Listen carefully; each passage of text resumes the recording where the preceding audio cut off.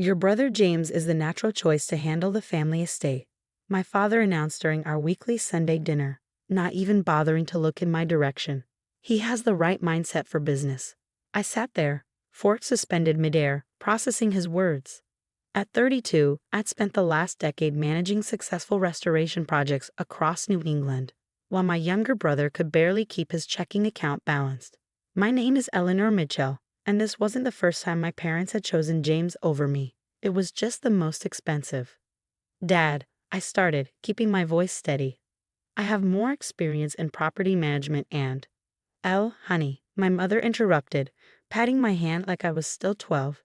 James is more suited for this responsibility. You're too emotional about the estate. Besides, you're always so busy with your little renovation projects. Little renovation projects. Right, because restoring historic mansions and turning them into profitable boutique hotels was just a hobby. James smirked from across the table, already scrolling through his phone. Don't worry, sis. I'll let you visit the estate sometimes. Maybe you can plant some flowers or something.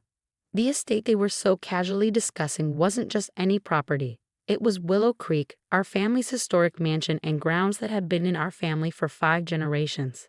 The same estate where I'd spent countless hours with our grandfather, learning every secret passage, every creaking floorboard, every story behind each antique piece. When did you make this decision? I asked, though I already knew the answer. The hushed conversations, the mysterious meetings with lawyers, the way they'd been excluding me from family discussions for weeks. It's been in the works for a while, my father replied, finally looking at me. The papers will be signed tomorrow. James will take over as primary heir and estate manager. Tomorrow. They hadn't even planned to tell me until after it was done. I thought about the leather-bound notebook hidden in my apartment, the one Grandpa had given me 6 months before he passed away. Read it when the time is right, he'd said, with that knowing twinkle in his eye. I'd been too grief-stricken to open it then, but maybe now was the time.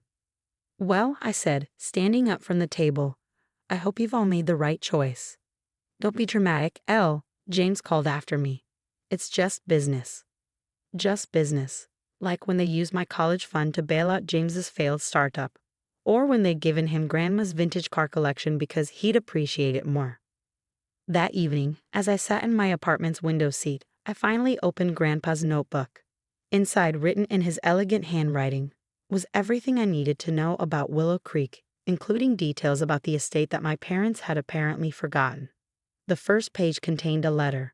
My dearest Eleanor, if you're reading this, then your parents have probably done exactly what I feared they would. They've forgotten the most important thing about Willow Creek, its true ownership structure. You see, my clever girl, while your parents believe they control the estate, the truth is more complicated. Years ago, foreseeing this very situation, I created a separate trust. The main house and public grounds may belong to the family, but the estate's most valuable assets, the historic library, the art collection, and the North Woods with their valuable timber rights, are all held in a private trust. A trust that names you, my dedicated apprentice, as the sole trustee.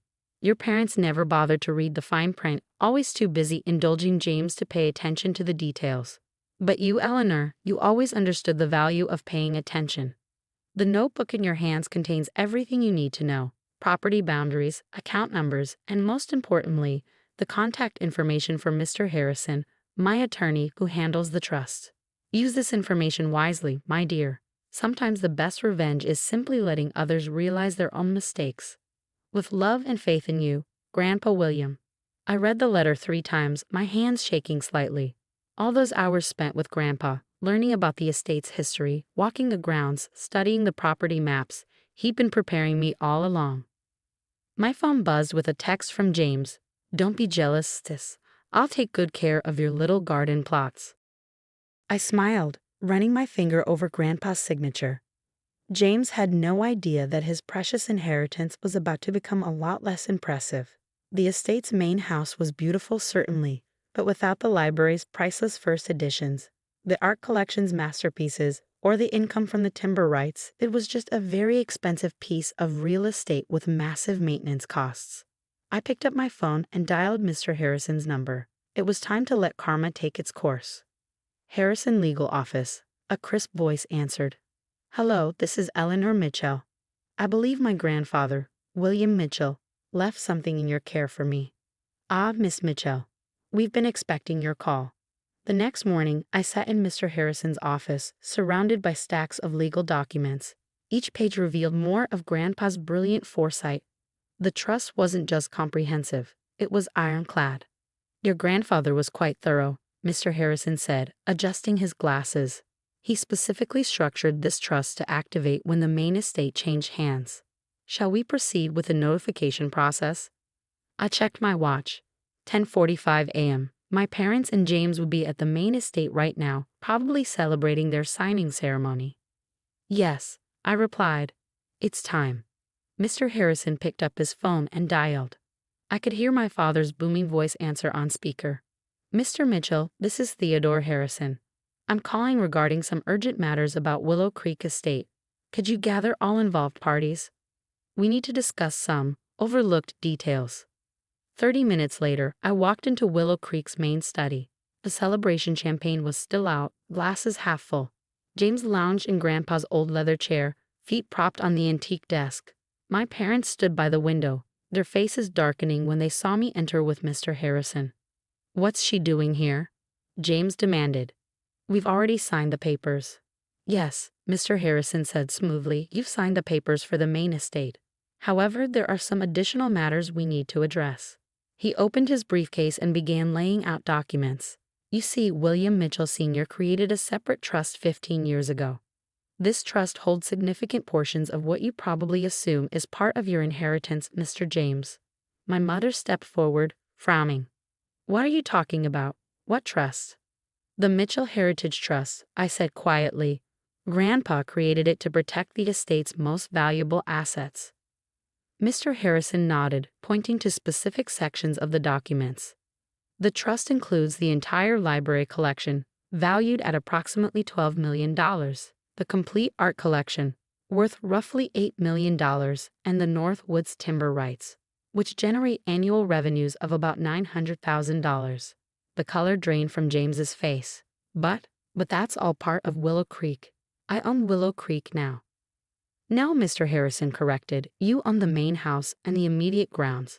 The assets I've mentioned are separately held by the trust, which has its own trustee. My father's face reddened. Well, as head of the family, I demand to know who this trustee is.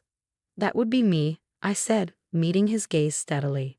The silence that followed was deafening. James jumped up from behind the desk, scattering papers. This is ridiculous. Elle doesn't know anything about managing assets like these. I pulled out my tablet, opening a detailed inventory I'd been working on. Actually, I've been cataloging the library's first editions for years. I also coordinated the restoration of 6 paintings in the collection last summer, and I've been reviewing the timber management reports every quarter. You knew about this, my mother whispered. All this time? No, I replied honestly. I just found out last night. But Grandpa spent years teaching me about every aspect of the estate. I thought he was just sharing his passion, but he was preparing me. My father slammed his hand on the desk. This is unacceptable. We'll contest it. I wouldn't advise that, Mr. Harrison interjected. The trust is quite solid. William was very careful in its construction. Contesting it would only result in expensive legal fees, and I assure you, no change in outcome. James slumped back in his chair, the reality finally hitting him. The maintenance costs for the main house. I was counting on the timber income to cover that. Yes, I said, unable to keep a hint of satisfaction from my voice. The main house costs about $600,000 annually to maintain.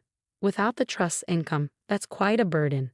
But I'm sure you have a plan for that, given your business expertise. My mother turned to me, tears forming in her eyes. Eleanor, please, we can work something out. We're family. Family? I repeated. Was it family when you gave my college fund to James? Or when you excluded me from every major family decision? No, Mom, this isn't about family. It's about respecting Grandpa's wishes and protecting his legacy. I stood up, gathering my documents. Mr. Harrison, I believe we're done here. Please proceed with the formal transfer of trustee responsibilities. As I walked toward the door, James called out, You can't just leave us with this mess. I turned back one last time. Don't worry, brother. You can visit the library sometimes, maybe read some books about financial management. The look on their faces as I left the study would have made Grandpa proud. Not because of their shock or distress, but because finally someone was going to manage his beloved collection the way it deserved. Walking down the familiar hallway, I ran my hand along the wood paneling, feeling the smooth finish Grandpa and I had restored together years ago. This wasn't just about revenge. It was about honoring his vision and protecting what he'd spent his life building. My phone buzzed with a text from Mr. Harrison. Your grandfather would be very proud. Phase 1 complete. Shall we proceed with Phase 2? I smiled, typing back, yes. Let's show them what proper estate management looks like. Over the next 6 months, I threw myself into managing the trust with the same dedication I'd learned from Grandpa. Under my stewardship, the library was open for guided tours, generating additional revenue while preserving the collection. I partnered with a prestigious art gallery to showcase select pieces, bringing national attention to our family's collection. Meanwhile, James struggled with the main house. Without the trust's income, he'd been forced to open parts of the estate for weddings and events, something our parents had always considered beneath the family's dignity. But dignity doesn't pay property taxes or maintenance costs. One rainy Tuesday morning, I received an unexpected call from my mother. The roof is leaking in the east wing, she said without preamble. James says we can't afford the repairs.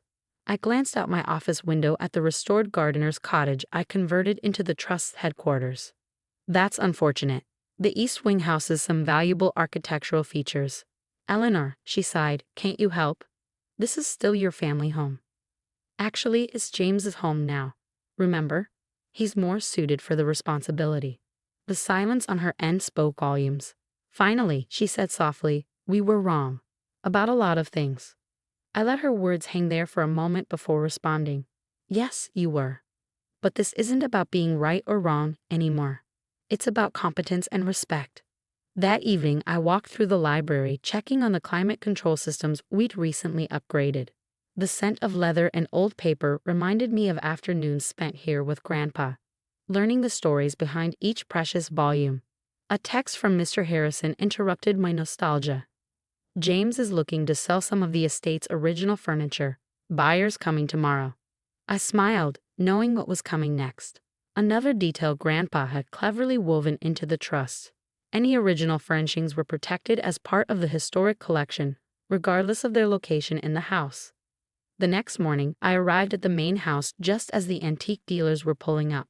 James stood on the front steps, looking considerably less polished than he had 6 months ago. You can't stop me from selling these pieces, he said as I approached. They're in my part of the house. I handed him a document. Actually, I can. Check the trust provisions. All original furnishings are part of the historic collection, regardless of their location. The dealers, sensing tension, quietly returned to their cars and drove away. James crumpled the paper in his fist. How long are you going to punish us? This isn't punishment, James. This is conservation. Something you would understand if you'd spent any time learning about the estate instead of just expecting to control it. Later that afternoon, my father requested a meeting. I agreed to see him in my office, where he sat uncomfortably in a visitor's chair, looking out of place without his usual air of authority. The estate is drowning in maintenance costs, he admitted. James, he's not handling it well. I'm aware. Your grandfather, he hesitated. He knew what he was doing, didn't he? Setting this up. I nodded, thinking of the detailed notes Grandpa had left, predicting almost exactly how events would unfold. He understood something you and Mom never did. This estate isn't about power or status. It's about stewardship and legacy. My father looked around my office, taking in the meticulously organized files, the restoration plans, the carefully tracked budgets. You're doing a good job, Eleanor. Better than we would have. I know. He stood up, straightening his jacket. Is there any way we can fix this? I pulled out a folder I prepared weeks ago, waiting for this moment. Actually, there is. Grandpa included provisions for integrating the trust back with the main estate under certain conditions. What conditions? Joint management, equal say in decisions, and a formal acknowledgement of past mistakes. 2 weeks later, we all sat in the main study, the same room where everything had changed 6 months ago. James, looking humbled, signed the new agreement first. My parents followed, officially restructuring the estate's management to include me as an equal partner. "There's one more thing," I said, pulling out a familiar leather notebook. Grandpa left detailed plans for expanding the estate's educational programs. He believed Willow Creek could be more than just a family home. It could be a center for learning and preservation. My mother picked up the notebook, running her fingers over Grandpa's handwriting. "He always did see more than the rest of us." "He saw me," I said quietly, "when none of you did." James cleared his throat. "I'm sorry, Elle, for everything." Looking around the study, at my chastened family and the estate that had brought us both apart and together, I felt Grandpa's presence strongly. "Let's just focus on doing right by his legacy," I said, "together this time." As we walked the grounds later that day, I could almost hear Grandpa's laugh on the breeze. He'd known all along that sometimes the best way to bring a family together was to let them fall apart first. Karma, it seemed, had simply been waiting for the right moment to teach its lesson.